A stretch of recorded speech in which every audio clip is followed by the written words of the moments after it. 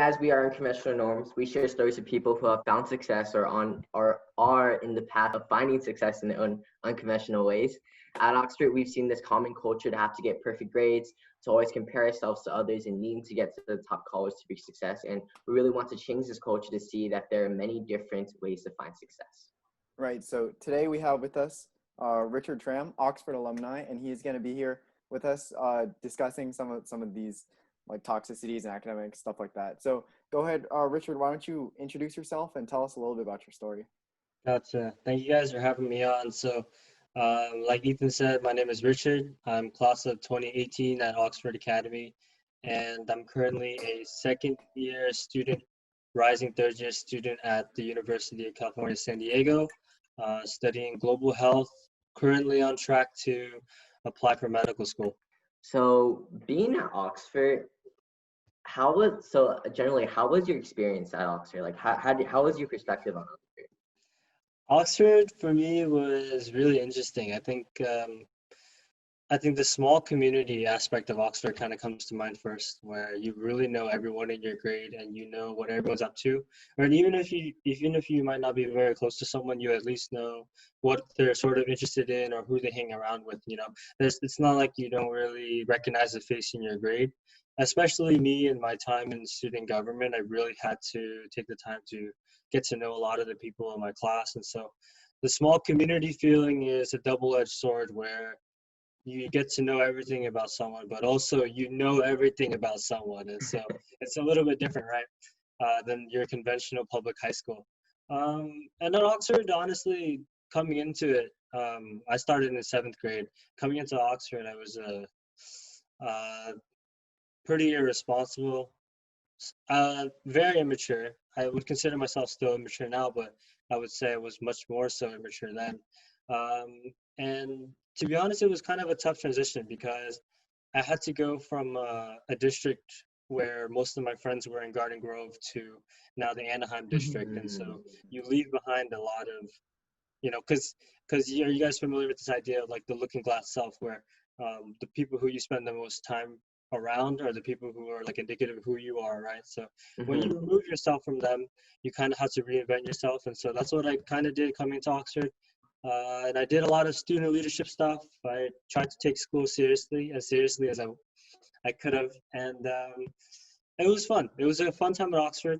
It's kind of bittersweet because I did leave with a lot of regrets and a lot of things that I'm still very embarrassed about. But aside from that, I would say there was a net positive experience, and it definitely shaped me into the person I am today, just because, and you guys probably know this best, everyone at Oxford or many people at Oxford are very, very high achieving.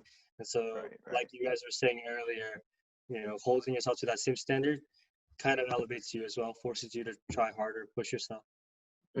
So I know for me and a lot of people at Oxford, a lot of times we find ourselves wondering, like how our lives would be different, how we would be different if we went to like the conventional high school that you talked about. So, do you mind talking about how you think like you would be different and like your experience would be different and who you are today if you went to that conventional high school?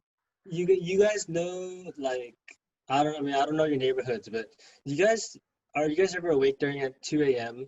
and then you guys hear the loud Honda Civic, the bagged Honda Civic, and it's just revving its engine as hard as it could? That's probably who I would be, I think, if I had gone to a public high school. I think I'd own a 2002 Honda Civic and then I'd get it lowered. But I really don't think that I would have turned out to be as proud of myself as I am today if I didn't go to Oxford. I think Oxford brought out the best in me, and it forced me to reevaluate my priorities and what I wanted to do with my life. So for that, I'm very thankful for Oxford. I think if I had gone to a regular public high school, I wouldn't have taken things as seriously, just based on who I was in elementary school. And even though it's elementary school, I'm just, guessing that I don't think I would have turned out to be the way I am. I have a question. So when you go into college, you're surrounded by people from everywhere, from around the country and everything. So did you notice a difference between like their experiences with their like regular high school and conventional high schools with yours, and how they ended up in the same place? Like, could you like compare how you guys like maybe act, or like simple things like that? Yeah, this that's kind of a very loaded question because you're right. Coming into college, you kind of have to put yourself in a different crowd. And I know when you're kind of just speaking from the perspective of an Oxford student that's been here for 6 years, you kind of have a very close-knit group of friends. But when you move to college, now all of that is removed. Again, it's kind of like what I was alluding to earlier. When I moved to Oxford in 7th grade, you kind of again have to reinvent yourself. You have to ask yourself, well, what do I prioritize? What do I value? What are my interests? What are my hobbies? And then you try to find people that will elevate that or give you a different perspective, right? So when I first moved into UC San Diego, I noticed that the demographic was different from Oxford Academy, right?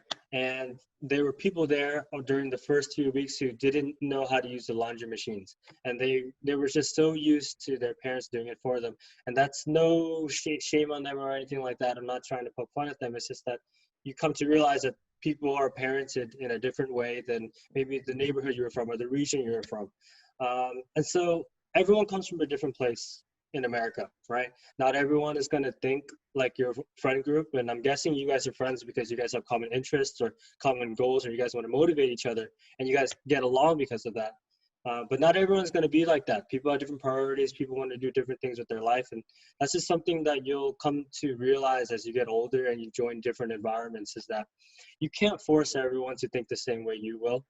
That's kind of the biggest thing that I noticed adjusting to a college crowd. The second, and this is kind of more so like a piece of advice, really. When you go to college, and let's say you go to a college where not a lot of your friends go to or follow you from high school, and you're kind of by yourself, do not expect to solve that issue of loneliness within like the first year. A lot of freshmen in universities, they often report that they're very depressed or they're very lonely or they have no one to talk to. And that's just because it's really tough to hold people that you just met to the same standards as your best friends that you've had for a long time.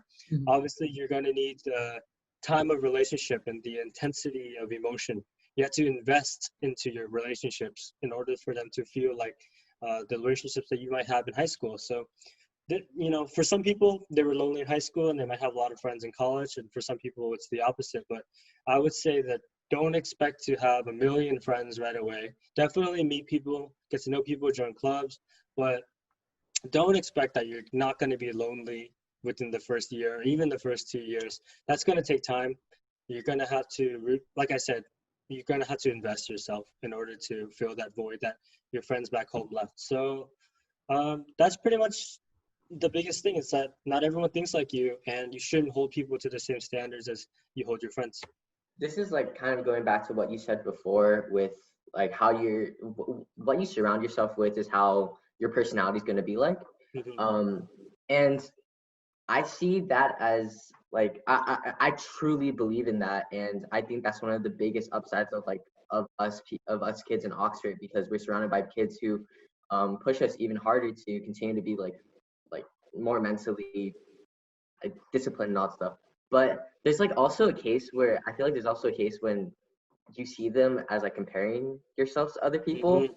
and like how do you like it? That's like so hard, because you could be in like you could I know a lot of people in like that are going to college that are afraid because they feel like, oh, everybody around me is better than me, so I feel like there's such a like fine line between like using the people around you to motivate yourself and then comparing yourself to the people around you. It's Mhm. like two yeah. completely Yeah, different things. Mhm. yeah. And one's like super motivational and it's like gonna help you, and one's like super destructive. Like comparing yourself, that can be super destructive.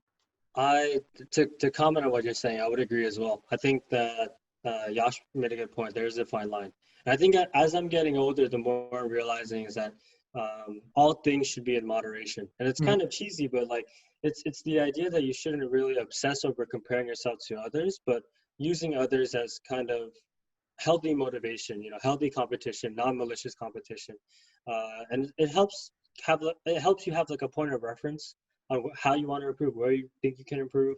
But that is tough, and I know a lot of students they struggle with that. I know I did. This is kind of like a story that I have. This is kind of personal to me, but I feel like I need to tell someone in order to come to terms with it. I was guilty of that, making that same mistake all the time in high school. Even till today, I beat myself up and I feel really guilty about things. But, like, you guys ever just like, you guys brush your teeth and then you guys, roll in your blanket and then you guys charge your phone and then you guys are just about to go to sleep. And then all of a sudden that really embarrassing thing you did in like 7 years ago just comes to mind and then you can't go to sleep and you just gravitate around that. Like for me, that happens all the time. So let me tell you guys a story. In some random English class at Oxford, right? We were having this discussion. It was like a debate style thing about Heart of Darkness by Joseph Conrad. You guys might have read it, might have not, but it's like basically it's about a book. It's a Caucasian explorer in the Congo River, right? So we were talking about different topics. And then the issue of slavery comes up. And this class was filled with very smart people. I mean, very, very intelligent people that I looked up to. And I still try to keep in touch with today just to probe their brains about things, But being that they were intelligent and I perceived them as very intelligent, I also wanted to be with them. I wanted to be perceived as intelligent as well. So we were having this debate. And someone said something, and then I said something, and then a couple people kind of like rebutted what I was saying, right? And they were like, okay, Richard, you're kind of wrong, or you're getting off track here. Now, I don't know what it was, but then this sudden like internal fear, this anxiety within me to try to prove myself to the class, right? Because I didn't want to look like a fool. I didn't want to be told that, oh, you're wrong in front of 35 peers or so. And then I remember uttering these words, and it still haunts me till today. I said slavery was very efficient. And I don't remember the exact context that I said it in, but I said slavery was very efficient. And for me, I still had to live with that. But that's not the bigger issue. The issue is not that I had to live with making that mistake. The issue is what kind of environment did I just create in the classroom for the other students, especially students of color. Like I'm a student of color, and I decided to say that, and I made it seem like it was okay for me to have that opinion, or for me to say it during that time, with those circumstances. For me to say something so repugnant, it was one of my biggest regrets, especially coming out of Oxford, is one of my biggest regrets. And I wish that if I had a time machine, I would go back in time, and that would be the first thing I would stop. And then the second thing is I would record all the lottery numbers, and I would win every lottery up until this point. But aside from that, I said that thing because I didn't want to seem embarrassed, or I didn't want to be looked at as stupid. You know what I mean? What did that do for the other people of color in my class? It makes them uncomfortable. Like, oh, Richard, did you really just say that? And I'm lucky because the other students kind of just glossed over it. But I still haven't been able to come to terms with it, even until today. Like I said, the bigger issue is not that I had to come to terms with it. The bigger issue is that I made that environment for other students of color, and I might have made them uncomfortable. Recently in my life, maturity, the idea of maturity has come to mean like understanding the impact that your actions and your words have on others. And like meaning, like when I say this, when I say a certain thing, or when I post a certain thing, or when I endorse a certain thing, well, what is that doing to my environment? What is that doing to the people around me, right? I think sensitivity and maturity have a lot in common. And I don't think people really realize that too much. And that day, my comments were both insensitive and immature because I let my pride blind me, And it goes back to that like random thought idea where like you have all these regrets and all these cringe-worthy moments that just come through and they hit you like a truck. Well, how have I learned to come to terms with those moments? And for me, the first thing is to understand why I regret it. I have to ask myself and have an open, honest conversation with myself. Why do I regret saying that? Why is it so ingrained in my head? Why do I remember that so much more than anything I've been taught in school, right?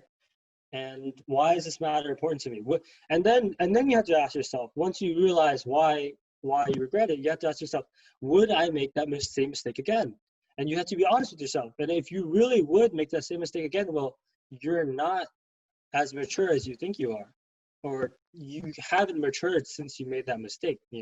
Humans aren't perfect. We're all going to make mistakes, but the goal is always to improve ourselves. To go back to that answer, right, or the question, when you compare yourself to others, the goal is just to improve yourself. Really, yeah, you have these different other people as point of references, but the biggest point of reference should always be you, because you're the only one who's living your life, and you're the only one who knows what you've been through. You use yourself as a point of reference, and you ask yourself, well, am I beating certain metrics that I'm setting for myself?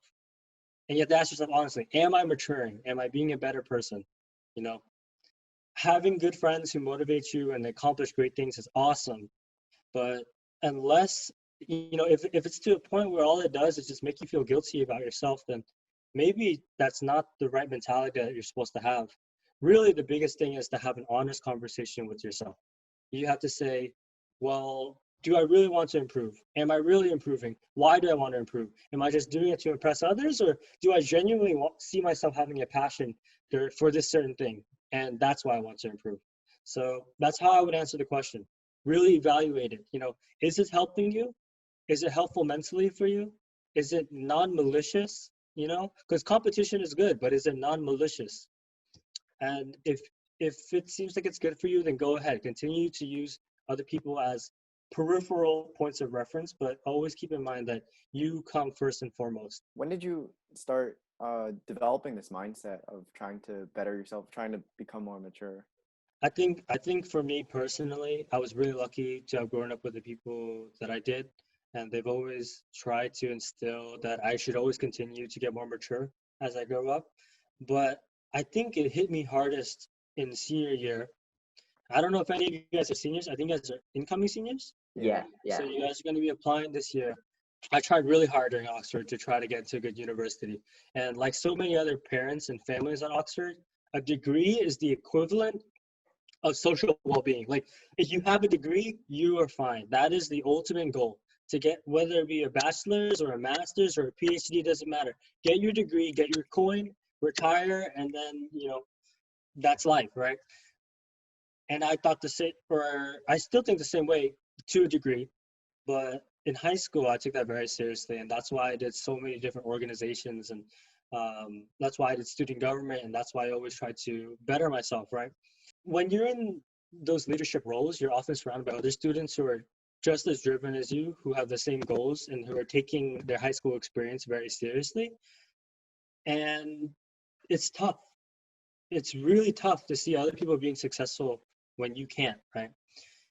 When I applied for college in my senior year, I might have applied for 25 colleges. And I had a waiver, which allowed me to submit all those applications without being a financial burden. But I submitted applications to maybe 25 colleges. And I thought maybe out of the 25, maybe 10 were reaches, maybe 10 were matches, maybe 5 were safeties, right?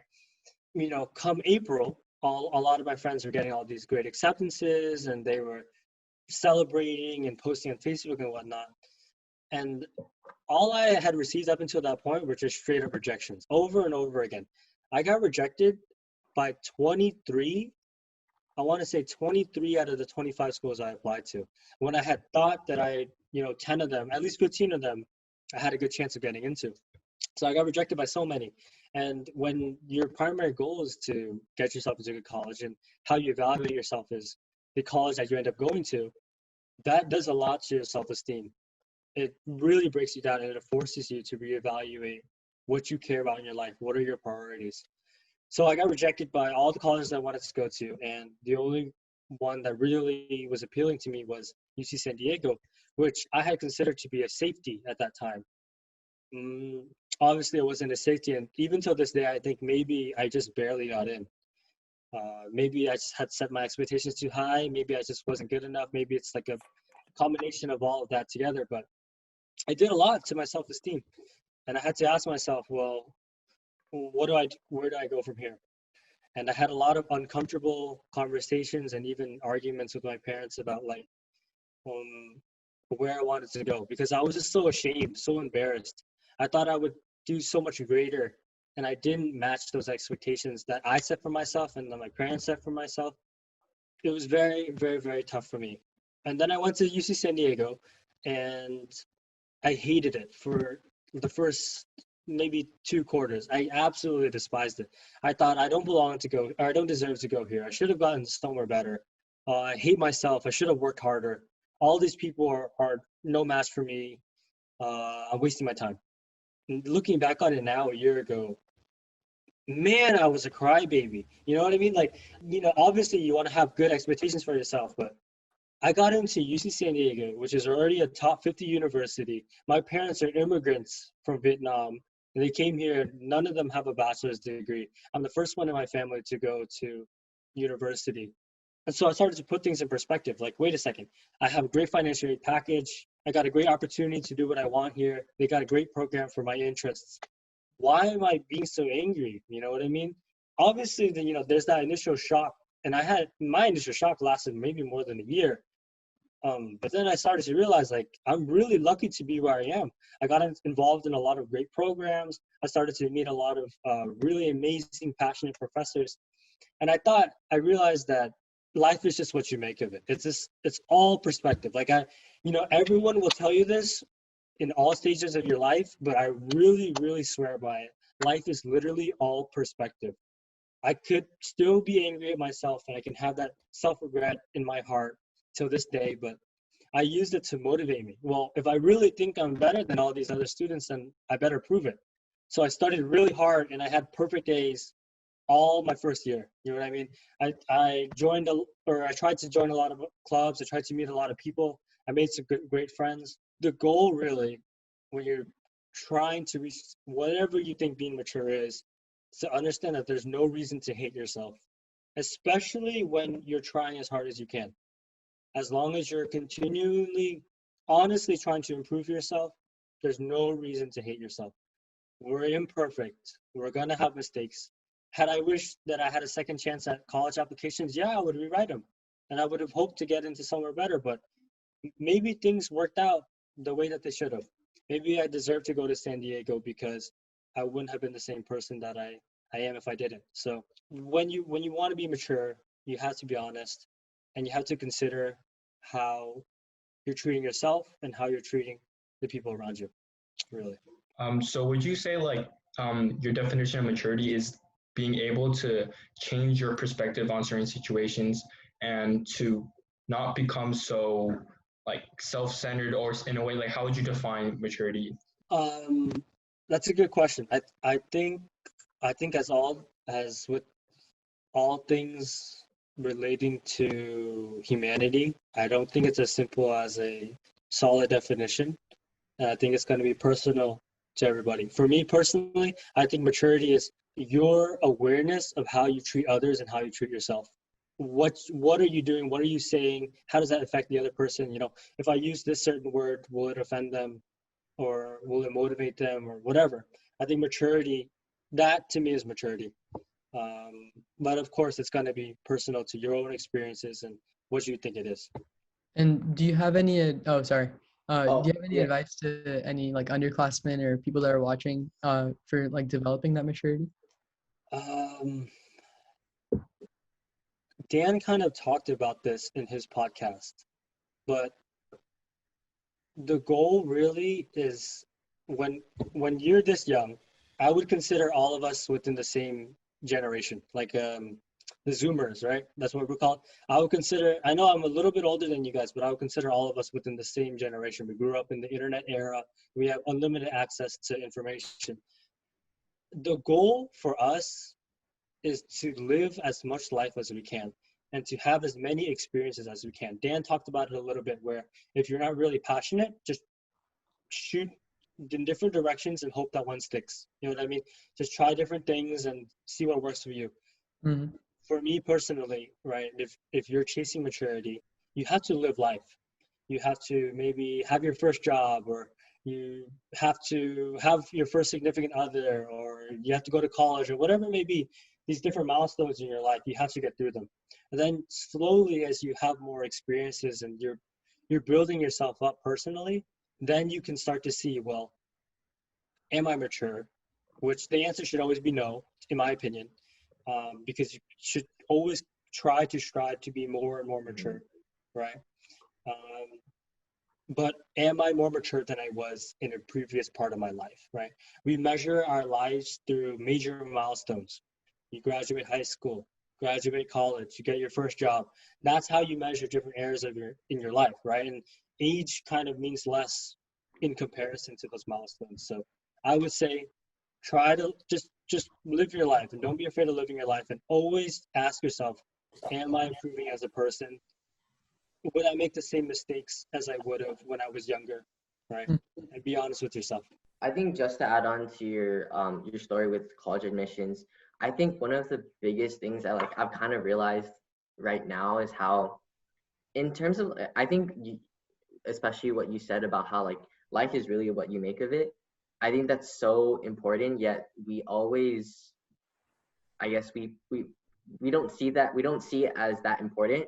So like there's like you always have an option to be negative about negative about something or positive about something. And like I think it's so crazy how I don't understand why it's so hard for us to always be like, to always want to be or always go to the direction of negativity in terms of anything. We always want to talk about negative stuff always, whether it's in our school, whether it's like this coronavirus, but instead of being positive and be like, we have the luxury of not being able to have any family members, if you guys don't, that have that have coronavirus, like seeing these positive things. And I feel like that's something that like I wish school taught us, like this idea of emotional intelligence, being able to like going back to what you said with the trying to find your passion, doing things that you're really uncomfortable doing. I think one thing that really stops us is because we're afraid of what other people will think of us when we fail. I remember Steven in our past two, I think second to last, I don't know, podcast, he was like, if you want to get comfortable failing, you have to continue failing. It's like that mindset. Yeah, we have such a negative mindset towards failing, and it's like, I don't know, it's just like we always want to be negative towards anything. And I think you talking about how we always default to negativity, I think that it's just something that's easier for us to do. Because like in a lot of cases, I feel like the negative thing can be super like big and it's right in front of your face. And the positive thing is like you look into the situation more and then you find the positive thing. So like looking straight at whatever situation, whatever experience you're dealing with, like you see the negativity right away, but positivity inside that is something you have to search for. And it's something that comes with time. Yeah. So I feel like you really hit the nail on there when you said, life is all about perspective, right? I feel like one extremely unreached power that a lot of people have, it's the freedom of response, right? You have the freedom to respond and look at anything that happens in your life in a certain way, and one that is productive to your own life and your own goals, right? And so you're living with good attitude. It's like, I'm pretty sure you've heard this before, and it was worded in some way. It's like life is 5% what happens to you and 95% how you react to it, right? So it's the first initial thing that happens to you, and then the secondary thing, how you act on it, really dictates the direction that you're headed in.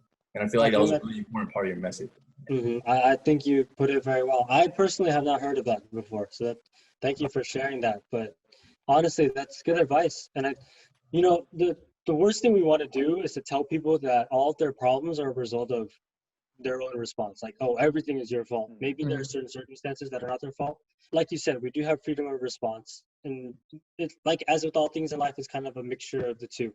Some things that will happen to you that you have no control over, but you make a good point. The things that you do have control over, you should try to fix it. You should try to improve yourself from those experiences. And I think that's why as of now, I think what really, this idea of college, what college you get into, it's a reflection of yourself and how successful you're going to be in life. I think what really changed my mind is actually seeing Dan kind of totally flip that scenario and saying, hey, he went to a school that is seen as such a UCI is like what almost like a lot of Oxford kids eventually go to, and it's what people think that, oh, you go into there, you just want to party, or like I don't know like what the stereotype is, but like him being able to kind of just go into that school, like network as crazy as he did, and be able to create this business that's almost producing revenue like $1 million already, and it's like that's so crazy, and it's kind of like what we've all been saying. It's really how we perceive our situation. He perceived the way that wherever he was gonna go, he was gonna make the most out of it. And I think that's something that's like, because you can go to like a Stanford or like a Yale, and you can just be like, oh, I'm already successful because I've gotten here. Yet they're not willing to go that further step to push themselves to be the best person out of their class. I think a big message about what you're talking about is like finding the best, like whatever your situation be. So like you're put into a situation and you know that like that's the reality, like that's the situation I'm in right now. And then you have to have the mindset of wanting to find like the best opportunity for yourself to grow and achieve your goals. And I think that's a big part about what Richard talked about, how going to UCSD, like at first he thought, oh, like this isn't the place for me. But as soon as he like immersed himself into that, he was able to find himself and like find a way to achieve his goals, like with this situation. I agree with both of you, and I think Justin made a good point about how this notion that the prestige of your college is equivalent to your worth as a individual is it's marketed. All these rankings and all these, every single week San Diego sends automated mail on some new number and some new ranking that makes us look good, and no one cares because we've already gotten in. So why do we care? But they always send it, right? And let me tell you guys this firsthand. I have so many friends who deserve to have gone to a better university or college than what they got into, but perhaps they were in a situation where they couldn't attend, or perhaps they couldn't get in, whatever it may be. They are still killing it in their, what we would consider as Oxford students. And I know our perception is kind of elevated, but Cal State's, there's nothing wrong with that. And it's a great accomplishment. Even community colleges is a great accomplishment, because I know so many people who didn't do well in high school. They went to community college for 2 years and they got into Berkeley and they got into UCLA's. And it happens all the time with Oxford students, just because of the rigor that we're already used to. I have so many friends who have flipped their life around and who are still inspiring to me, and their ranking is lower than UC San Diego, because when you get into college, none of that matters. When you're applying to college, all of that matters.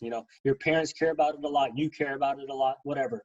Okay. But when you get in and you start to settle into academia that's in relation to your profession, you realize none of that matters. Like absolutely none of that matters. Getting into a good university means you might have better access to resources that you wouldn't have elsewhere, but it doesn't mean that you're put into a situation where you can't be as successful as someone who's from the Ivies or who's from a Stanford, from an MIT, or whatever it may be, right? I have a friend who he recently has an internship with a huge engineering company. He's 20 years old like me, but he's getting paid like $30 an hour with benefits this summer because of his own experience. And he's going to a Cal State. A lot of these industries, in a lot of industries and in a lot of these companies, they could care less about where your degree is from and more so about how qualified you are to serve the job that they're hiring you for. And what you're doing matters a lot more than some tiny little label on your degree. And I promise you, when you get into college, you'll start to see that as well. Right now, you might not, and I don't blame you guys at all. I didn't see it until last year, but that little name, all these little numbers and these little rankings mean nothing. Try to be the best person you can possibly be, and try to be the best professional you can possibly be, regardless of what education you're getting. Because we're at a point where a lot of Oxford students have access to a good education if they choose to if they choose to move in that direction. And so that's great. We really shouldn't force ourselves to measure based on these different numbers or whatever. I mean, yeah, Oxford is ranked high, but it doesn't matter in the long run. Just how did Oxford prepare me to be the person that I am today? That's what matters in the long run. I think I always had this notion that, to be honest, I've never seen college panels at Oxford. I don't know. Lately, they really haven't had college panels, but I feel like the few ones that I've been to, probably it's because it's been family events and my brother's there so he can talk about it. But I feel like everyone wants to have that Stanford person, that Yale person talk. When to me, I would rather have so much more value having a Cal State or even you talk about the reality that these college, like your college name, it doesn't like, unless it's like some like Stanford, with like Stanford, some Ivy prestigious college that will give you that boost on your resume for your employer. Most colleges, like, they don't really matter. It's really about the experience. And like, I really want so many Oxford kids to understand that. And I think that like I barely understand that too. It's just like getting people to actually continue saying it is how we're gonna eventually get that in our minds. Yeah, I think come application season for all of you, all of what I'm saying right now will not matter, and it'll just be rankings, and that's fine, because that's just the nature of things. You're gonna care about rankings. That's the natural course of things. You know what I mean? But I just hope that in the long run, you guys can see that as well. That rankings really are less of a number. They don't really mean anything. Who are you as a student? How prepared are you to engage in the industry you're a prospective applicant of? Maybe that's the things that are more important. And you make a good point, Justin, how everyone wants to hear from the Stanfords, from the Yales.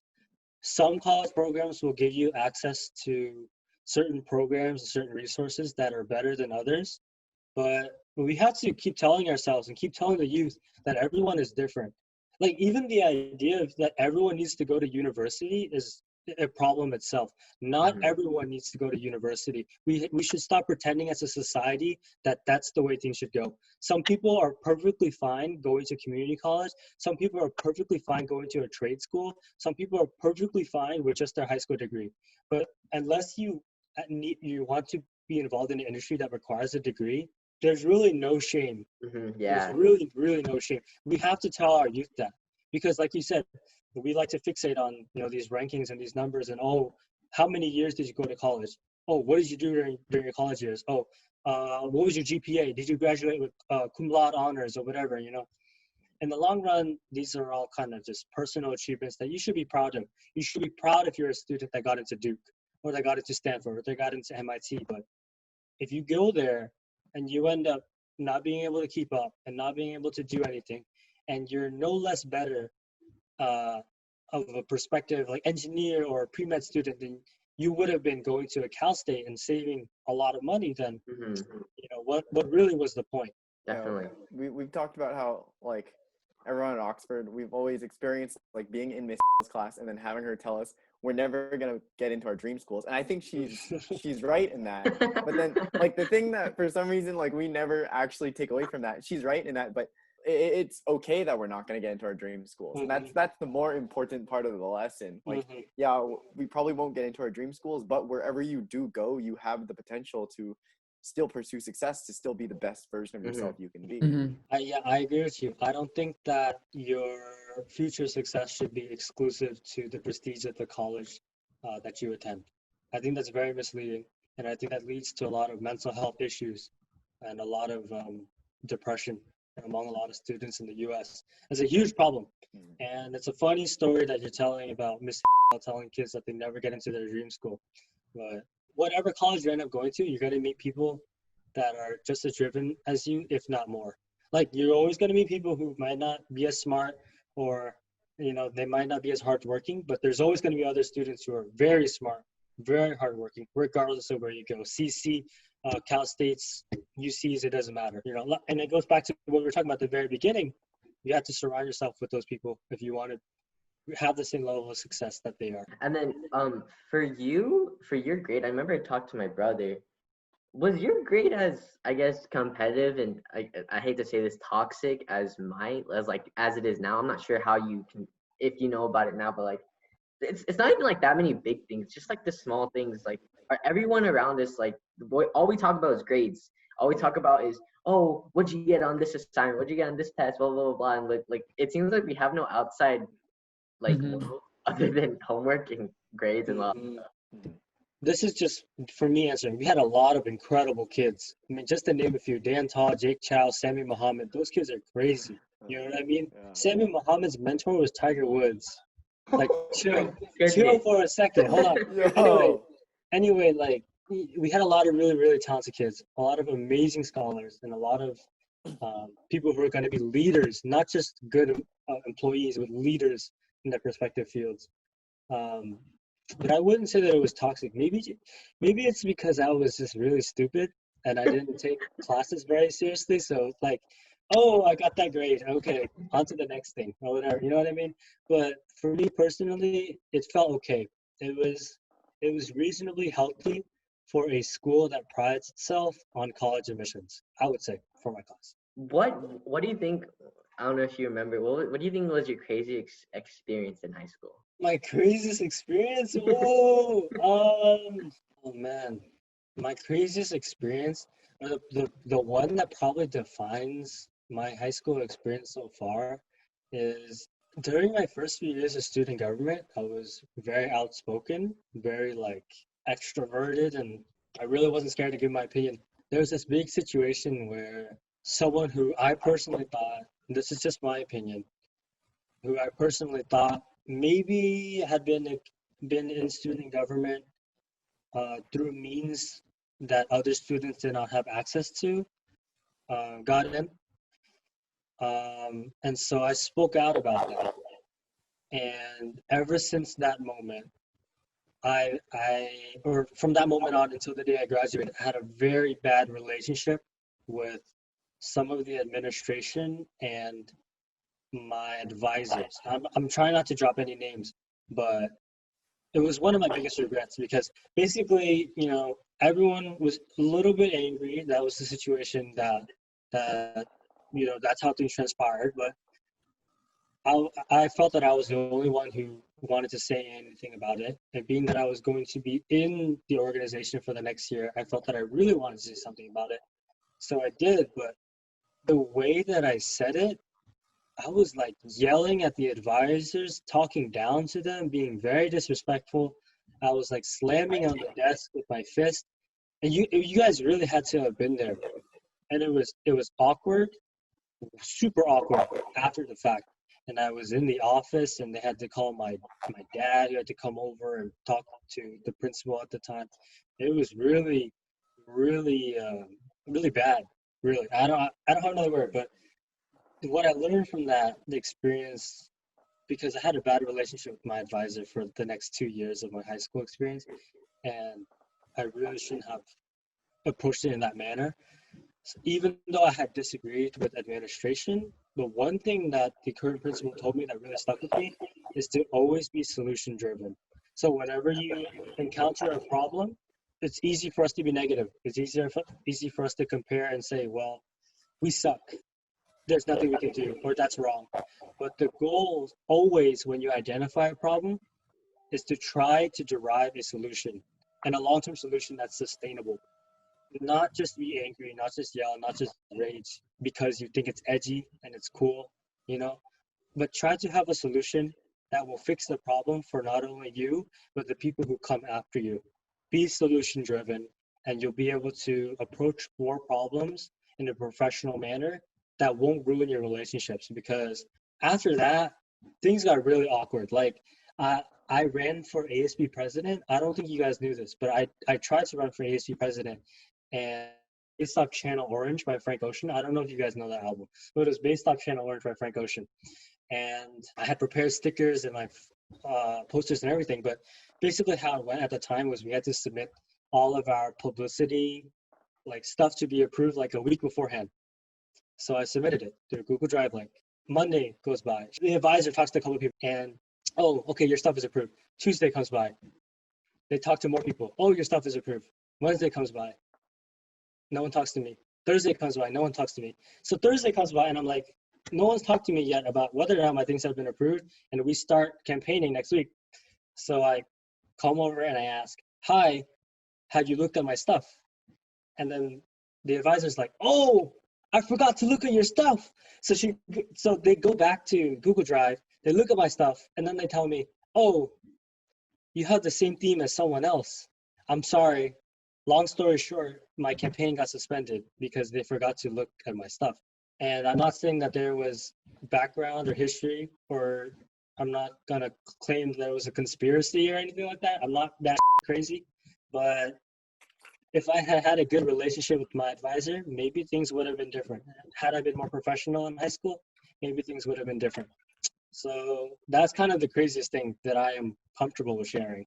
I mean, I did the regular teenager, wild, young, and reckless stuff too, but I'll just share that for now. I feel like that's a good extension of the kind of thing you were talking about with analyzing the consequences of your actions, right?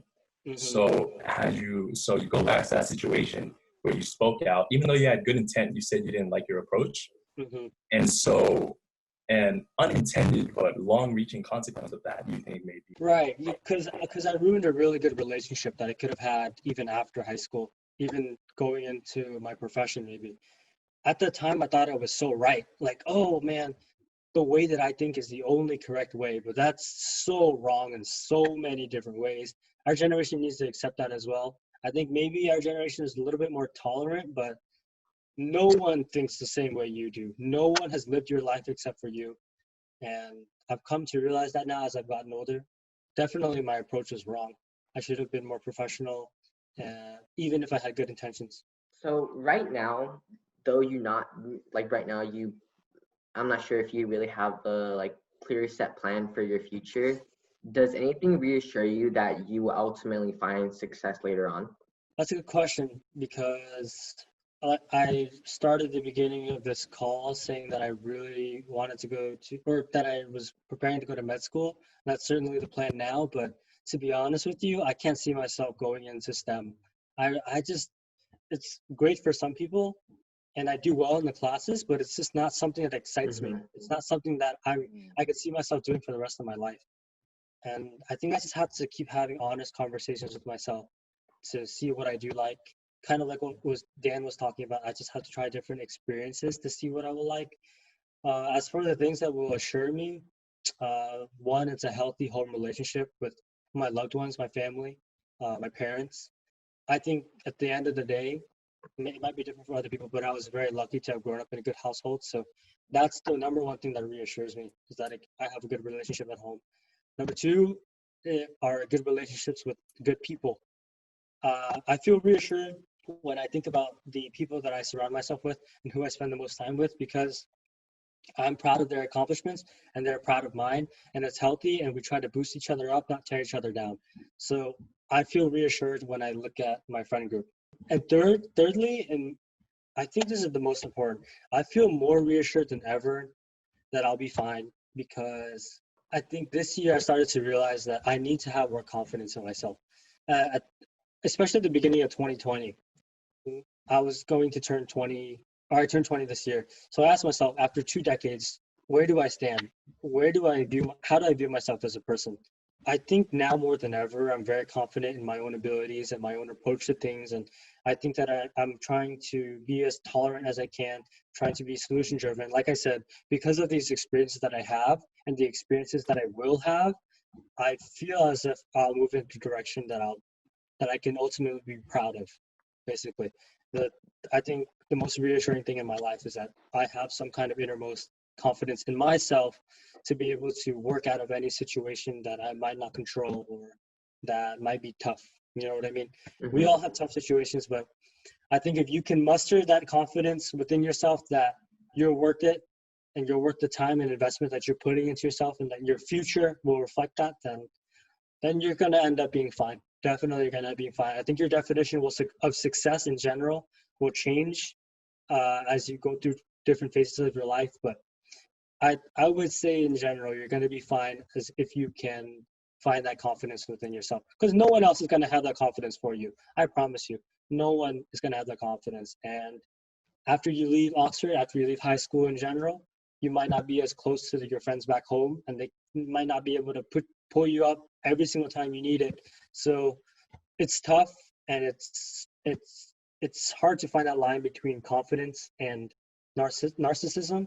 But if you can find that perfect degree of self-confidence for you where it propels you to do more, then you're going to be in a good spot. I think off the idea, like this is a little bit off topic, but off the idea between like the fine line of narcissism and self-confidence, right now, I'm not sure. I feel pretty confident that in your year, this probably didn't happen, but I'm not sure Jason, Ethan, Yash, and Chung, this happens to us. But from my perspective, I feel like if you have a little bit of confidence, like people automatically see you as a narcissistic. If you Yes. just automatically say like, hey, I feel like I'm confident in myself in math or something, they're gonna be like, man, why are you so cocky? Like, not say that in front of you because we're probably not confrontational, but in their mind, they'll judge us like that. A lot of people would draw the smallest judgments off like the smallest things. And I know that I'm guilty of that for sure. Like seeing like something small that someone else did and then you just have that reservation or like thought about them that defines what you think about them. So yeah, I agree with you, Justin, on that. Yeah, I think a lot of that has to deal with the fact that our generation is growing up in the social media generation, and literally so many things online are perfect because it's a product, right? Even personalities, like celebrities are just a product. Like the idea of Selena Gomez is the product. Selena Gomez just happens to be the person trying to sell the product. You know what I mean? And we think that's perfect. And obviously, I just threw a random celebrity name out there, but we think that this perception or this idea of perfection can be accomplished, but really it can't. It's social media is a big problem because of that. I mean, it's great because you get to connect to all your close friends and keep in touch with relatives and whatnot, and it allows for greater access to information that we've never had as humanity. But one of the bigger drawbacks is that you're always going to have different reference points that you may have not asked for, and that honestly might be unaccomplishable for you.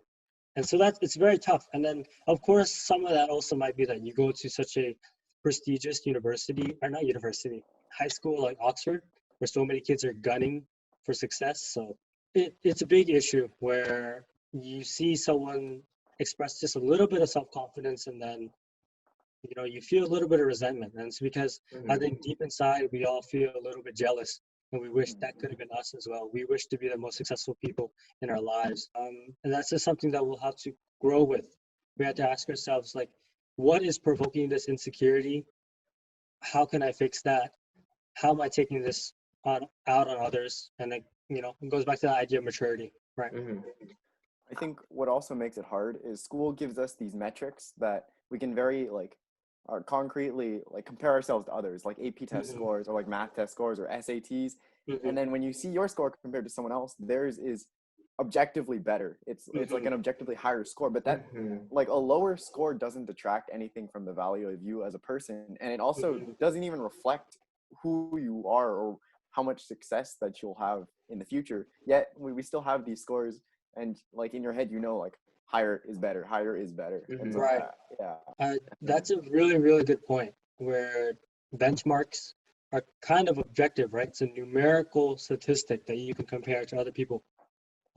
And it's just really tough. For me personally, dealing with that, I just try to muster my own self-confidence and to be able to say the only metric that I'm going to use as my primary metric are my own, basically. I'm my own primary reference point. I can use other people to gauge how I'm doing, but if I did better than what I did last time, that's a win for me. I feel better that way. You know what I mean? It's tough. It's definitely tough, though. I would agree with you, especially because you guys are in the age group where so many people are applying to college that the limited amount of space is going to be so much more competitive than it's ever been. So these objective statistics, they carry a certain amount of weight, right? So it's tough. You really have to be honest with yourself and say, as long as I'm doing the best I can, that's good enough. This again, this is a little bit off topic, but so this is like about you transitioning into college. When going to UCSD, did any of your friends happen to go there too, or just like you alone? It wasn't me alone in particular, but aside from one or two people, I don't really keep in touch with anybody else who goes to UC San Diego that also went to Oxford. It's like the people that you know of, but you're not really that close to. Oh, I get you. So I think like making that transition, I feel like I don't know if a lot of class of 20 people are afraid of this, but how do you what advice could you give to people who are transitioning into college to get I guess kind of tone down that fear of entirely starting a new life in a new area, maybe even traveling across the country? What advice could you give us? For the first 6 weeks, I think, first 6 weeks of university, my very close friend group, I don't know if you guys would consider yourselves to be the closest friend group that you guys have, but my very, very close friend group literally texted each other every day for affirmation, and we were like, we're so lonely. It's brutally hard. We don't know if, the transition is worth it in the long run. Let me just tell you that it is. It's definitely a tough transition, and I was so lonely for the first half year of university, maybe, because it's always going to be tough to separate you from your friends and from your loved ones. But it's something that we all go through. This is a transition that will happen continually in your life, and then you're going to have to do the same thing with the friends that you met in college, and maybe the friends at your first job, and maybe the friends at your second job. You will continually move into different environments, really. And that's something we have to deal with as people. Yes, it's tough. You should try to keep in touch, but you'll get through it. It might be super depressing. It might be, really bad for your mental, but for your physical health as well. So I would say try to develop good physical habits. Sleep not too late, because if you're going to university, maybe you're going somewhere out of your own house and you'll be living by yourself for the very first time. You're completely in charge of your own schedule. A lot of the habits that you develop in college will transition into the rest of your life. And so you want to develop good habits now and until the time that you settle into your profession, or that you settle into a permanent occupation, or whatever it may be. So develop good habits, really. It also touches back on what I think Jason or Trung said earlier about how now you're going to an environment where everyone is different and everyone was parented a different way. Everyone grew up in a different environment. Like, for instance, like a high school in San Jose might be different than a high school in Greenville, Mississippi. You know what I mean? And now you have these people coming together and they're colleagues. So you really have to understand that not everyone will think like you and think like your friend group. You might think, oh, there's no one here like my friends back home, but that's because you haven't spent the time and you haven't invested any intense emotions into anybody. You can't expect to have the same relationships right off the bat. That's going to take time. It's going to take experiences. It might take arguments or disputes. I know for me, I've argued with my friends dozens of times, and that's made us closer. And so you have to go through those things in order to have a different alternative friend group in a different stage of your life, really. Another thing I would say is try to apply for financial aid if you can, and other forms of support. College is really expensive nowadays. That is super ridiculous. So look into different sources of aid and try to take advantage of that. I've personally done that for myself, and it's lightened the burden on my family. And if you don't have to worry about the expenses of college, then understand that you're very blessed and take advantage of that blessing. Make the most out of your education, because it is so expensive now. It's going to be more expensive for you guys than it is for me, I think. So just take advantage of your education. Try to find financial aid. And then the biggest piece of advice that I can tell anyone coming into college, like after you've applied and you have your moving plan ready and you have all your stuff and you're settled in, one of the first things you should do as soon as you pick your major, so this might be the first week or it might be 6 months down the line, as soon as you pick your major, make a 4-year or 3-year plan of different college courses that you plan to take, including good professors or good staff or good TAs or whatever. Make a 4-year plan, because it'll change your college experience, and it's going to make you a lot less scrambled when it comes to picking your classes.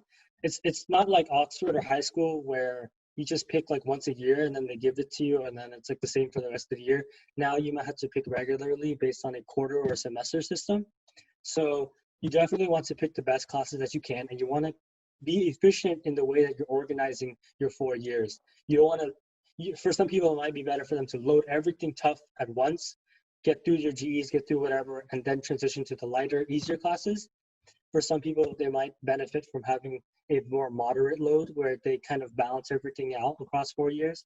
So when you first start university, create a 4-year plan, create a 3-year plan, and then talk to other people, older people who are in the same major or the same program as you.